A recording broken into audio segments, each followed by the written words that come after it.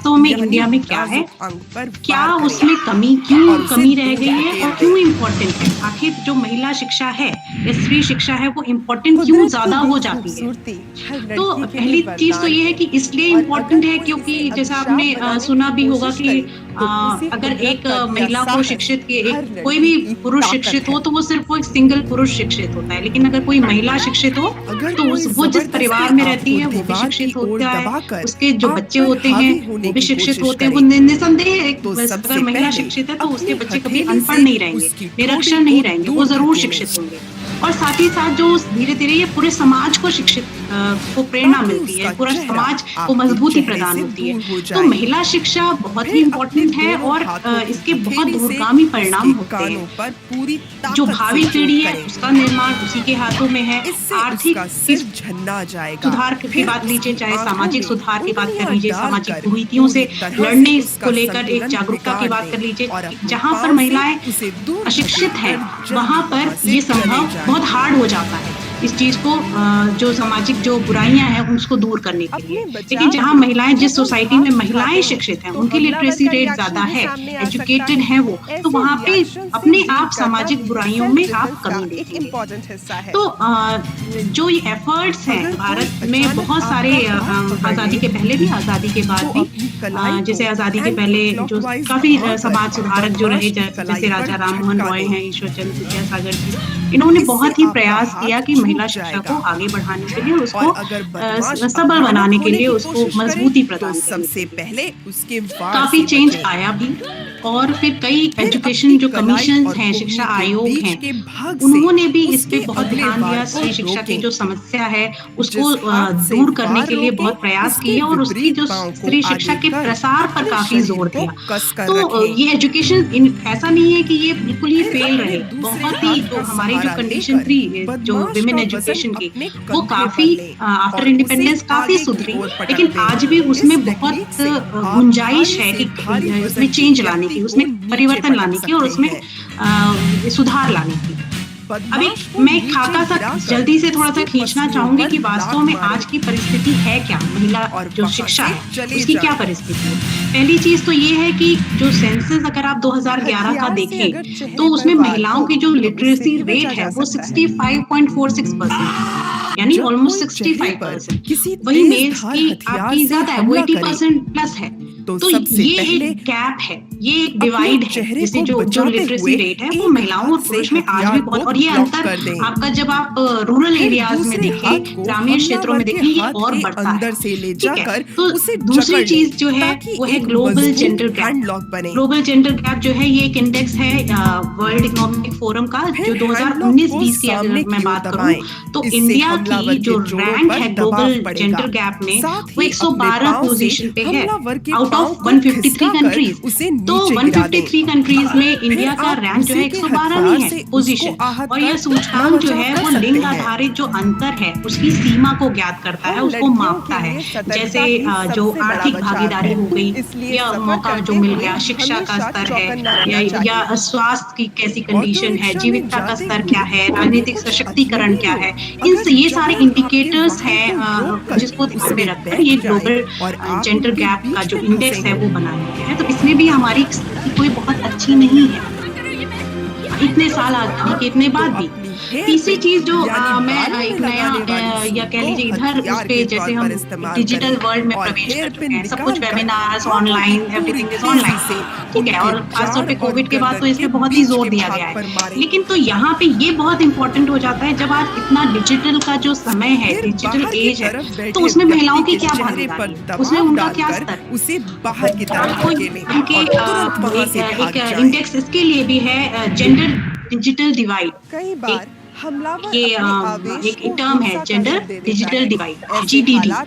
वो एक ये बताता है कि जो भारत में जो इसका जो यूनिसेफ की जो रिपोर्ट है भारत के लिए 2017 की ये रिपोर्ट है, वो बताती है कि सिर्फ 29% जो है विमेन, जो महिलाएं हैं भारत में, वो इंटरनेट से कनेक्टेड। फिर जुड़े सिर्फ हुए 29%। हाथों को हाँ पूरी जरूर तेजी इसमें से थोड़ी दोनों बढ़ो तरफ खोलिए। 2017 की ये इससे रिपोर्ट थी, हमलावर लेकिन की उसमें पकड़ थोड़ा ही तुरंत जम बढ़ोतरी जाएगी। हुई होगी। इसके उसमें बहुत बाद ज्यादा मुझे नहीं दोनों लगता कि हाथों बहुत की ज्यादा इसमें हथेली से व्यापकता उसके आई होगी। कानों तो पर 29% ताकत के मेन के साथ कंपैरिजन में तो ये जो इससे डिजिटल हमलावर डिवाइड का है सिर महिलाओं और चुना पुरुषों का, जाएगा क्योंकि डिजिटल और एज फिर है तो उसकी उसमें भी हमें आंखों में आगे आना पड़ेगा, उंगलियों क्योंकि को गाड़ डिजिटल देंगे जो अवेयरनेस है दैट इज नाउ क्लोजली और उसका कनेक्टेड टू संतुलन एजुकेशन। बिगड़ते ही हम अब अपने एजुकेशन को दोनों या शिक्षा हाथों को से डिजिटली उसके जो चेहरे पर डिजिटल पकड़ नॉलेज है उससे बनाकर परे रह के हमलावर नहीं का देख सकते। वजन हम ऊपर अब से जो हटाते कंप्यूटर्स हुए हैं, उसे इंटरनेट का जो दूसरी ओर प्रयोग है धकेलें। वो काफी कुछ शिक्षा से जुड़ चुका है, काफी फिर उससे शिक्षा फुर्ती प्रभावित से होती है, उठे उससे और रिलेटेड होती हमलावर है। की खासतौर गर्दन पे पर अब तो बहुत झटका ही दें। ज्यादा उसमें हम झटके देखेंगे का कि दर्द हमारी उसे एजुकेशन उठने नहीं पॉलिसी में देगा। भी अब ये काफी परिवर्तन आ गया है कि ऑनलाइन शिक्षा पे बहुत जोर दिया जाएगा। तो जब तक किडनैपिंग यानी अपहरण जब की स्थिति एसएससी में नहीं किसी को होगा भी एक से लेडीज का ज्यादा या जो व्यक्तियों का साथ गर्ल्स का, विमेन का इंटरनेट पे, तो ये उनकी भागीदारी हम सुनिश्चित कर ही नहीं सकते इक्वल टर्म्स में एजुकेशन में। तो इस पे भी बहुत ध्यान देने की जरूरत है, जिसमें हम पिछड़ रहे हैं। जो नेक्स्ट जो है वो स्टेम एरिया है, यानी स्टेम की जो फील्ड है, STEM। स्टेम का मतलब है, ये एक शॉर्ट फॉर्म है, science, technology, engineering and mathematics. ये जो एरिया है, ये जो फील्ड है जो इनसे रिलेटेड है, इन 4 एरियाज से, उसमें भी जो विमेन So की students, अप्रोच है, today we are उसमें भी going जो to उनका learn about विमेन की एसेस है वो भी photosynthesis. काफी So पुअर है। already you know आपका about this NIT topic. हो Today चाहे we will IIT discuss हो, some more उस सब में things about it. 18% he women की एसेस है, उनका Can परफॉर्मेंस anyone है। answer तो about इसमें this भी काफी photosynthesis? महिलाओं को आगे Yes, बढ़ने Riya, की, get up. आगे लाने The की process by जरूरत which है। green तो plants ये make तो their own ओवरऑल food एक is called पिक्चर as है जो हमने photosynthesis. देखी कि Now, किस next, तरीके से anybody else? महिलाओं की जो Yes, Krishna. एजुकेशन The का, process by चाहे वो which green इंटरनेट plants हो, prepare चाहे वो their own formal food with the help education of हो, sunlight, उसमें carbon क्या dioxide and उनका, water is या called चाहे higher photosynthesis. Good education answer. हो, जैसे मैंने हायर एजुकेशन में बताया कि स्टेम एरियाज में women are really need to be empowered. Okay, so let's learn some more. उसके बाद The आप देखिए conversion कि of कारण यार क्या है। अब ये ये तो देख, रहा ये रिया पूरा ना एक जरूर चित्रण हो वैसे गया किसी कि दिन क्या पिट है जाएगी। महिलाओं की स्थिति, देखना हायर तूने एजुकेशन हो आंसर सही चाहे बोल वो दिया तो फॉर्मल आंखें दिखा एजुकेशन रही हो, है। इसको तो चाहे पढ़ना लिखना है डिजिटल नहीं। नॉलेज का जब क्षेत्र देखो हो। हमने ये गाड़ी ले अब ली, शिक्षा वो की गाड़ी ले कमी ली, ये क्यों ऑडी है? ले ली, महिलाओं में जो शिक्षा हेलीकॉप्टर की ले हमने लिया। देखा कि जो अगर एक ये जो दिन इसके पिछड़ापन हेलीकॉप्टर है मुझे दिख गया या ना, उसमें एक इसके बैकवर्डनेस हेलीकॉप्टर का है या पंखा कमी तोड़ है, के ये उसके आखिर हाथ में नहीं दे दिया ना, ये तो इसके मेरा कारण नाम क्या बदल है? दियो। बहुत सारे अरे कारण तो हैं। उसकी छोड़, लैंगिक अपनी भेदभाव भी पढ़ाई इसका पे ध्यान एक देना। कारण है कि हर परिवार में महिला नहीं या यार, लड़कियों की शिक्षा को एक सेकेंडरी माना जाता है। पुरुष या लड़का है उसको फॉरमोस्ट इंपॉर्टेंस दी जाती है कि भाई जो भी हमारे रिसोर्सेज हैं पहले लड़का पढ़ेगा, फिर लड़की को जो बचा हुआ या एक्स्ट्रा है तो उसमें। आज भी ग्रामीण एरियाज में ये परिस्थितियां हैं जिसको जो कि लैंगिक भेदभाव जो एजुकेशन में भी हो रहा है। और इससे क्लोजली रिलेटेड है आधारभूत संरचना। आधारभूत संरचना यानी टॉयलेट्स, स्कूल्स की अवेलेबिलिटी, कॉलेजेस की अवेलेबिलिटी, कि कितनी यार दूरी पे देखिए है मम्मी ने कॉलेज। क्या भेजा है तो लंच में। लड़कियों को ये चीज पढ़ाया तो भी पहले जा कभी रहा घर है में तो बनी देखा जा रहा है नहीं। कि हमारे ही एरिया, अरे हमारे ही तेरी गांव, छोड़, हमारे ही शहर पूरे या हमारे मोहल्ले ही में आज क्षेत्र तक में ये अगर किसी ने स्कूल या नहीं बनाई कॉलेज है है। तब तो फिर भी उन्हें एक्सेस मिल पा रही है। लेकिन अगर बाहर भेजना हो तो वो डेट इज वेरी डिफिकल्ट।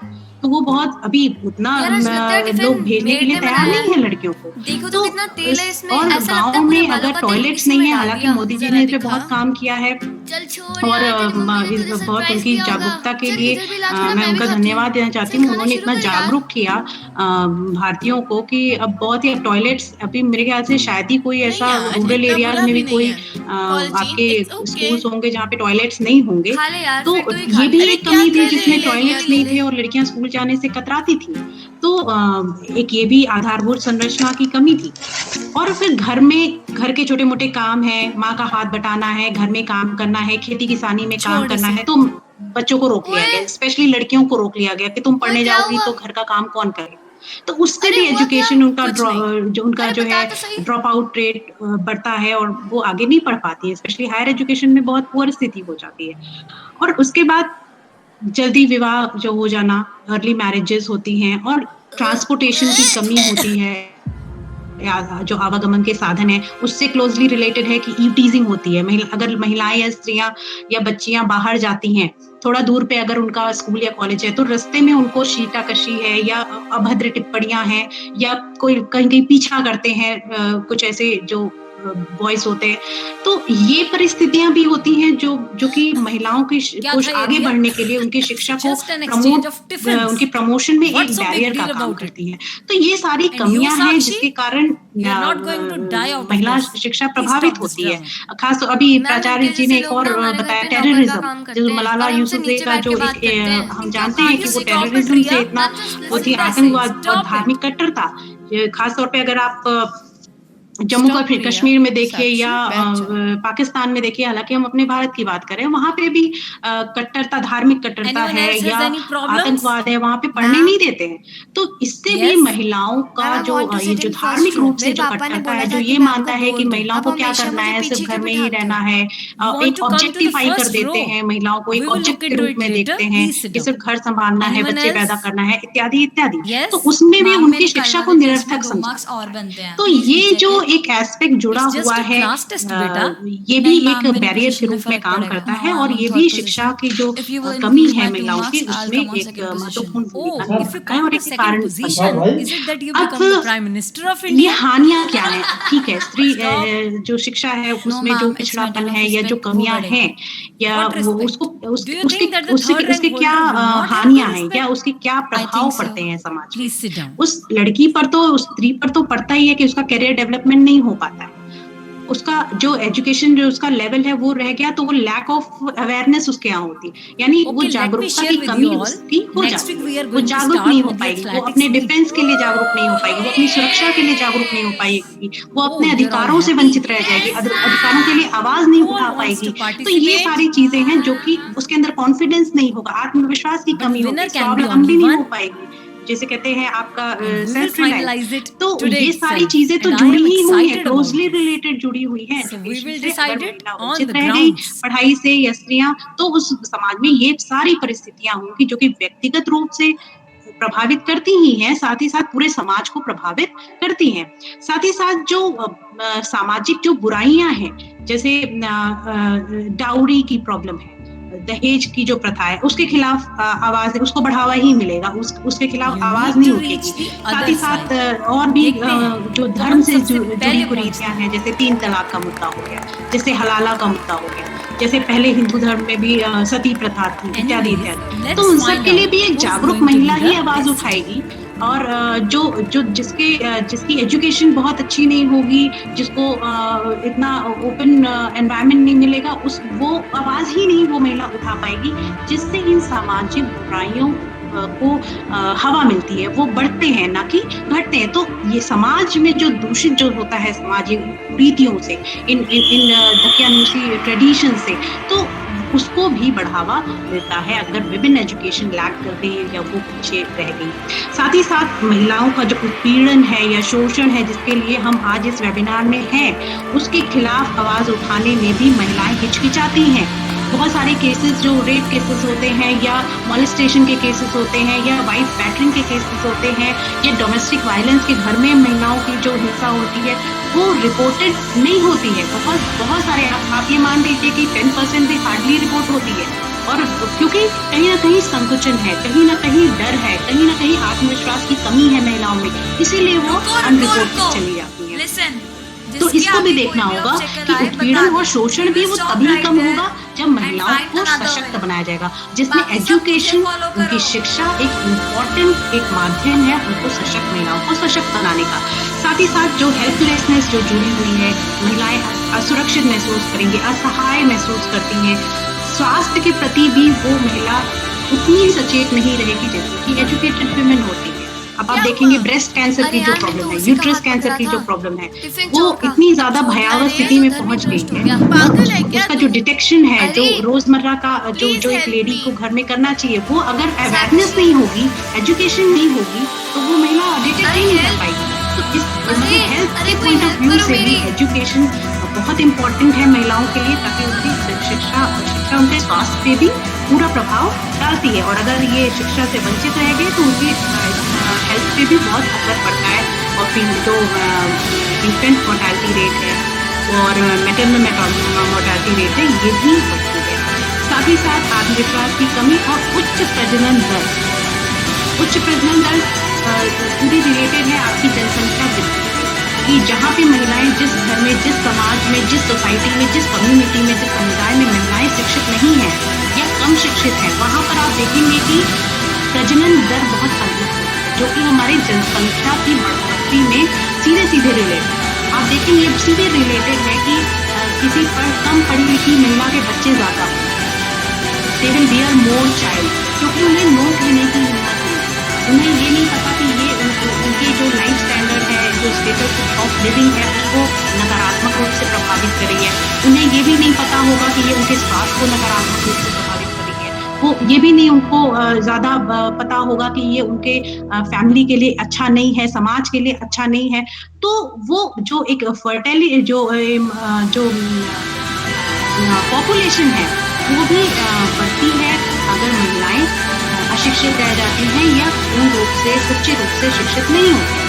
तो ये सारी जो है शिक्षा की, जो महिलाओं में जो अशिक्षा रह जाती है या महिलाओं को शिक्षा बहुत ज्यादा नहीं मिलती है, तो ये सब समाज में व्यक्तिगत तौर पर सामाजिक रूप से बहुत सारी ये खामियां होती हैं जो कि होती हैं और प्रभाव पड़ता है।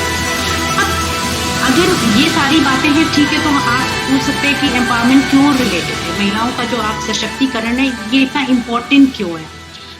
मैं सोशियोलॉजी पढ़ाती हूँ, तो हमारे यहाँ आप राजनीतिक विज्ञान के भी, जो राजनीति शास्त्र के भी बच्चे होंगे और वो भी जानते होंगे, और सोशियोलॉजी में तो पढ़ाया ही जाता है। एक बहुत फेमस थिंकर है फूको, माइकल फूको।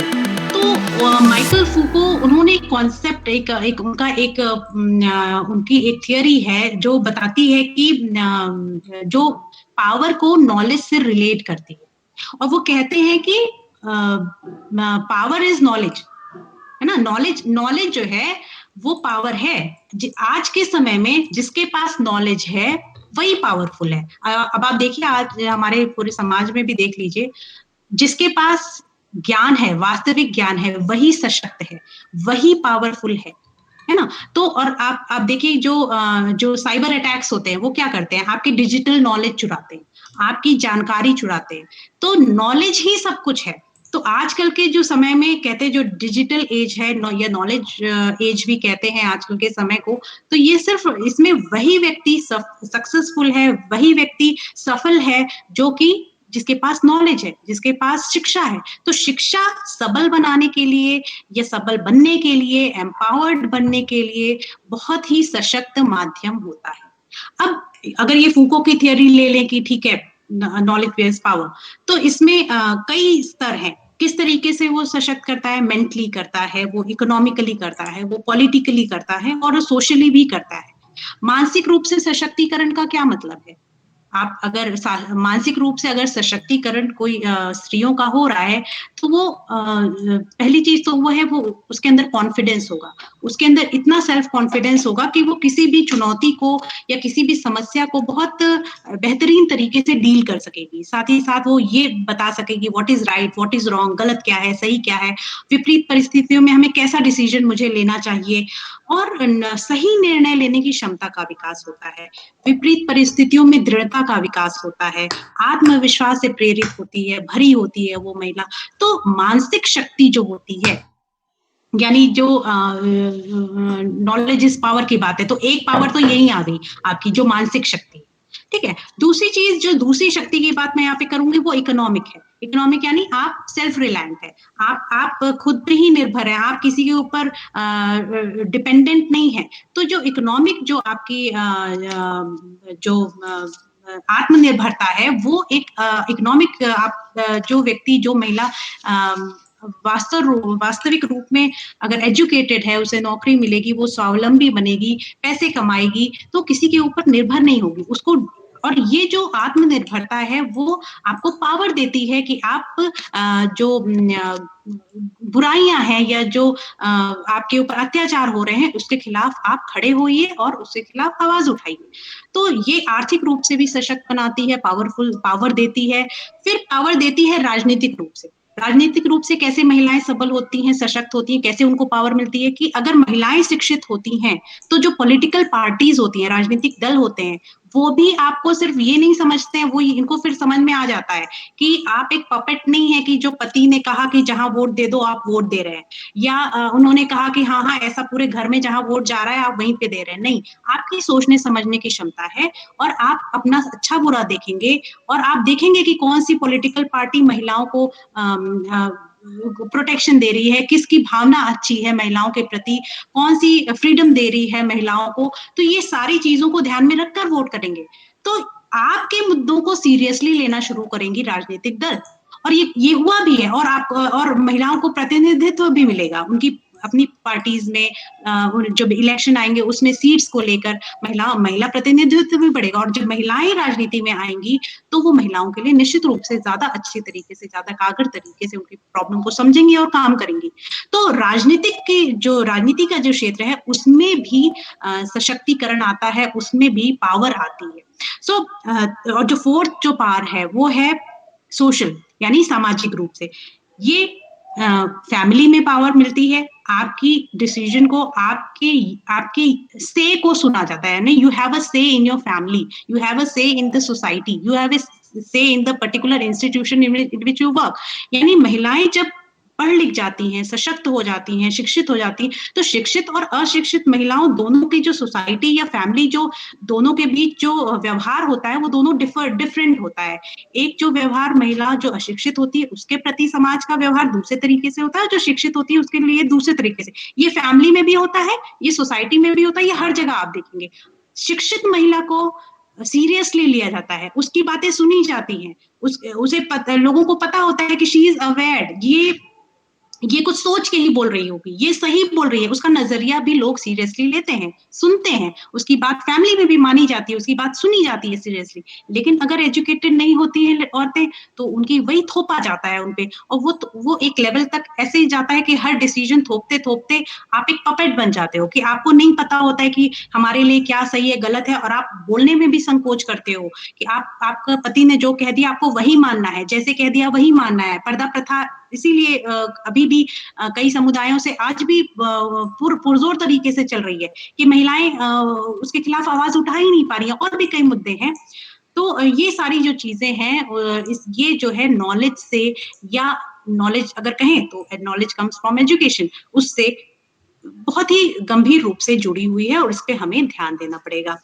अब दूसरी चीज ये है कि मैं वाइंड अप कर रही हूँ कि मैं बार बार कह रही हूँ शिक्षित होइए, तो यहाँ पर मेरा एक पॉइंट है यहाँ पे कि देखिए, आप शिक्षित तो होइए, आप शिक्षित होने पे जोर दीजिए, आप साक्षर होने पे जोर मत दीजिए। मतलब आप ये मत सोचिए कि आप साक्षर हो गए तो आप शिक्षित हो गए। There is a whole lot difference between being educated and being literate. यानी हर शिक्षित व्यक्ति है वो तो साक्षर होगा, लेकिन हर साक्षर व्यक्ति शिक्षित हो ये जरूरी नहीं है। यानी जो साक्षरता का मतलब होता है कि आपको रीडिंग राइटिंग आती है, आपको लिखना पढ़ना आ गया, आप साक्षर हो गए। लेकिन एजुकेशन क्या है, यानी जो एजुकेटेड व्यक्ति कौन है, शिक्षित व्यक्ति कौन है, उसके कई पैमाने हैं। यानी उसके जो विचार होंगे, विचारों की जो अभिव्यक्ति होगी, उसके सोचने का तरीका, उसमें समझ विकसित होगी, उसके अंदर जो विचार का उद्वेलना होगी, वो विचार करेगा, विचारशील प्राणी होगा और विचारों का अनुप्रयोग भी करेगा और वो सही दिशा में करेगा। ठीक है। और उसके बाद शिक्षा का मतलब ये है कि आप ट्रूली एजुकेटेड हो।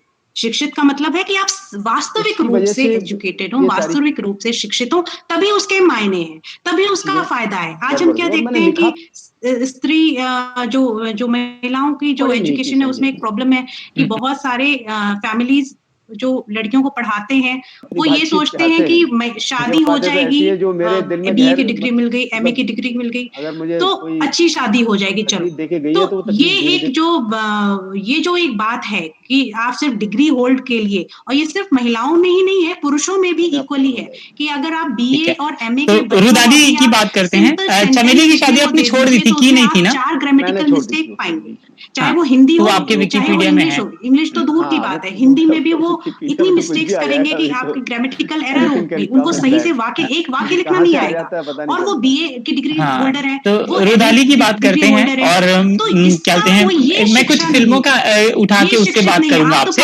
क्योंकि मुझे लगता है वहां पे बहुत दिलचस्प बातें आएंगी, क्योंकि उस समय ना तो जहां पर विचारों की उद्वेलना न हो, जहां पर विचार न पनपे, जहां पर विचार का अनुप्रयोग एक सही दिशा में ना हो, समझ ना विकसित हो, तो वो शिक्षा नहीं है। तो ये डिफरेंस समझिए। मेरे बच्चों से यही, जो छात्र और छात्राएं हैं, उनको मैं यहाँ पे यही बताना चाहती हूँ कि आप साक्षर होकर खुश मत रहिए। आप साक्षरता और शिक्षित होने में फर्क समझिए, और मैं ये चाहती हूँ कि आप शिक्षित होइए, ठीक है। तो सिर्फ साक्षर होने से काम नहीं चलेगा। ये जितने भी मैंने प्रॉब्लम्स बताई, जितनी भी हानियां बताई, वो तभी दूर होंगी, और शिक्षा का महत्व तभी होगा अपने पूर्ण तरीके से, वो सब तभी सशक्त करेगा, चाहे स्त्री हो चाहे पुरुष हो, जब वो वास्तविक रूप से ट्रूली एजुकेटेड हो, वास्तविक रूप से शिक्षित हो। तो ये व्यक्तित्व विकास के लिए भी बहुत जरूरी है, आत्मविश्वास के लिए जरूरी है। तो आप किस लिए पढ़ें? आप व्यक्तिगत विकास के लिए पढ़ें, पर्सनल डेवलपमेंट के लिए, सेल्फ कॉन्फिडेंस बढ़ाने के लिए पढ़ें, आत्मविश्वास के लिए, खुद के सशक्तिकरण के लिए पढ़ें। आपका जो समानता है, न्याय है, विचारों को व्यक्त करने के लिए है, और अनुभव की जो व्यापकता है उसको पाने के लिए पढ़ें। तो आप ट्रूली, आप सही मायनों में आप शिक्षित होंगे, और शिक्षा का जो है पूर्ण आपको लाभ मिलेगा। इसी के साथ मैं अपनी वाणी को विराम देना चाहती हूँ। Thank you so much.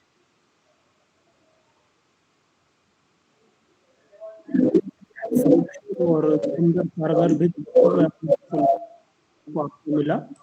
और जैसे कि आपने देखा कि मैं अब दोबारा से उस वक्तव्य को कुछ पेशन नहीं करना चाहता हूँ। मैम ने बहुत ही सूक्ष्म और बारीक बिंदुओं को, जो महिला शिक्षा की समस्याएं हैं और क्या क्या चुनौतियां हो सकती हैं और समाज में किस तरह के नेगेटिव पॉइंट्स हैं, उन सभी को उन्होंने पॉइंट आउट किया है। और मुझे विश्वास है कि उनके इस वक्तव्य से अवश्य ही हमारे छात्र लाभान्वित हुए होंगे, छात्राएं लाभान्वित हुई होंगी। तो इस कार्यक्रम में उन्होंने अपना बहुमूल्य समय, और उससे भी ज़्यादा इम्पोर्टेंट है कि आपने अपने अमूल्य विचार हमें प्रदान किए, इसके लिए मैं मैम का अपने महाविद्यालय परिवार की ओर से पुनः तहे दिल से शुक्रिया अदा करता हूँ, धन्यवाद ज्ञापित करता हूँ। और आगे भी, जैसा कि आपने अभी सुना है कि बहुत ही मंझे हुए वक्तव्य और एक सीमित परिधि में उन्होंने अपने विचारों को रखा है। मैडम, आगे भी हमें जरूरत होगी तो हम कांटेक्ट करते रहेंगे। और इसी के साथ मैं पुनः आपका धन्यवाद ज्ञापित करते हुए डॉक्टर विशाल दुबे जी से अनुरोध करूंगा कि यदि कोई आगे की सूचना प्रेषित ना करनी हो तो technical expert doctor Anuj Kumar इस सेशन को समाप्त करने की दिशा में अग्रसर हो सकते हैं। धन्यवाद।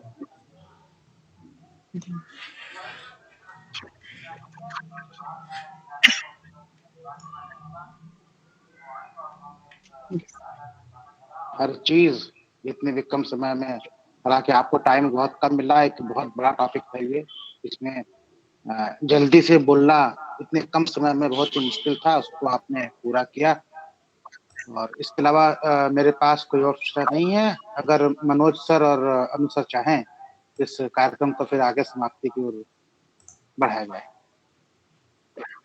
आप सभी लोगों का इस वेबिनार में जुड़ने के लिए बहुत बहुत धन्यवाद। और अब इस वेबिनार का ऑफिशियली समापन घोषित किया जाता है। आप सभी लोग अपने मोबाइल के ऊपर जो रेड बटन है उससे कट करके डिस्कनेक्ट करते हैं।